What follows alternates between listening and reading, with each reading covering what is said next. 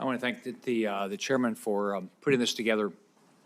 Back in '29, I organized a group called Conservatives for Patients' Rights to try to figure out how, if we're going to pass healthcare reform, let's do it in a manner that drives down the cost of healthcare.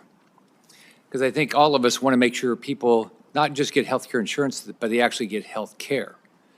Healthcare means that you can afford to go to a doctor. Healthcare means that you're not bankrupt if you have a catastrophic illness. And unfortunately, what passed didn't make any sense. As we know, when Obama promised you wouldn't lose your doctor, what happened with that? Biggest lie of the year. He promised you wouldn't lose your plan. No, you lost your plan. Then they set it up to where there was an increased incentive to take care of able-bodied adults rather than, in my state of Florida, you got paid, the state got paid more money to take care of able-bodied adults than people on disability. I mean, that actually made no sense at all. Then what's happened is exactly what we thought. When I became governor, so I was running different companies at the time. I bet the deductible was, I can't imagine it was more than $1,500. A catastrophic plan was $3,000, or it couldn't even be $5,000. And now what you look at is deductibles have skyrocketed, premiums have skyrocketed, co-payments have skyrocketed, and basically what was a catastrophic plan back then is the normal plan now.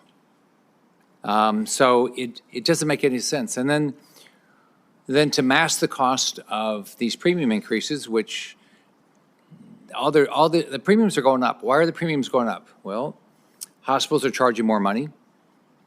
Drugs are charging more money. All the players in it are charging more money, and then there's no money. There's nobody there that says, "Oh, do I really need to spend that money?" Like all of us have children, know that our children spend the money they make way more efficiently than this money that we give them. And so it just seems to me, if we actually want to fix this, there's really only two things that really are going to fix it. One, we've got to make every American a consumer of healthcare. That means when you go buy something, you look at the price, you look at the quality, you look at the service, you question it. That's what we should be doing in healthcare. But people don't have actually the opportunity to do it because they're dictated by either the government or they're dictated by their employer of what they have to buy. They don't have choices. They don't have a choice of a whole bunch of different plans they get to do. Then on top of that, let us, we need to make sure anybody that needs health care, they've got to have access to a plan that they can afford.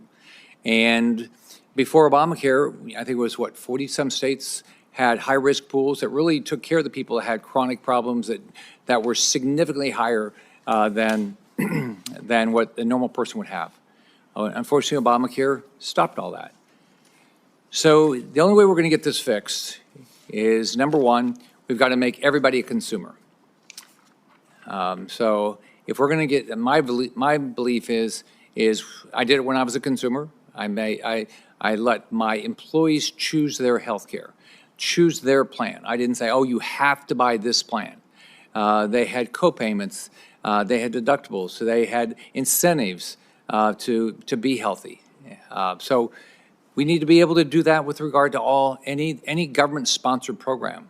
And then there has to be unbelievable choice. So one person might be worried because of family history of something. Another person is not worried about that, so they don't want to do it. So we got to figure this out. So now we've got these Biden COVID-era subsidies. It's unbelievable fraud. The money's going directly to insurance companies.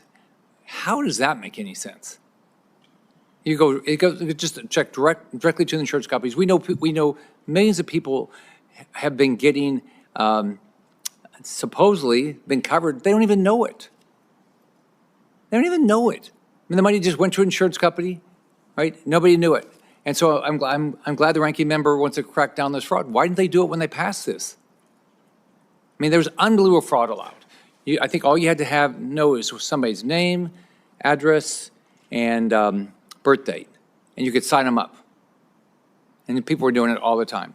And then we have people that are worth $1 million and we're subsidizing their health care. Now, most Americans are not worth $1 million.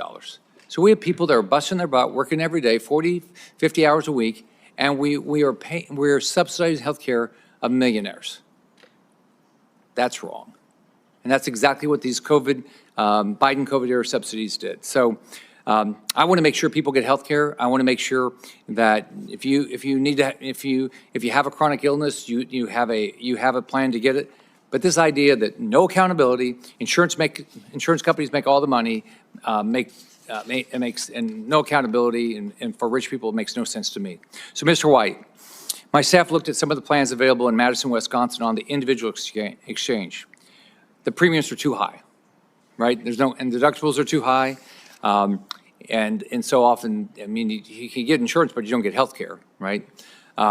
So how's that as compared, what you would get through these COVID era plans, or the Obamacare plans covered, the mass cost by the COVID era plans, how's that as compared to employer small group plans? What's happened to the cost? Yeah, the tragedy, I think you put your finger on it, is that for consumers, you can only use your subsidy on Obamacare. And those plans in general have 3 times higher deductibles than the average Obamacare plan. So the average Obamacare plan, the silver level unsubsidized deductible, is $5,000 a year, thereabouts. The average small group plan is about $2,000. And you can't do it. You cannot use your subsidy. Why would they do that? That's how the law is written. But why would they do it? Why would that make any sense? Why wouldn't you have an option? Why wouldn't you have an option? Yeah. I don't know. The authors of the law designed it this way, and what we saw pre-Obamacare, about 50% of small businesses offered coverage. Post-Obamacare today, just 31% do. So 12 million people have gone from small business coverage, and they're now getting Obamacare, which means small business with options. The small businesses dropped coverage, yeah, and they sent their employees onto the exchange, where they're paying 3 times higher deductibles, higher premiums, including unsubsidized premiums, and they're getting worse access to care. 80% of the plans on Obamacare right now are exclusive HMO type plans or exclusive provider arrangement plans, which means if I tried to go out of network to a doctor, the insurer would pay $0. That is significantly impeding my access to care. We have to keep in mind, coverage does not equal care. Just because I have an insurance card doesn't mean I can see a doctor. And what we're seeing in Obamacare right now, compared to the employer market, is I can't see my doctor. I can't afford the deductible, and the doctor's not in my network. If I just stayed with my small business, if we created incentives for small business to retain employees, we would have far lower deductibles, far lower premiums, far greater access to doctors, and taxpayers would spend 3 times less. Thank you.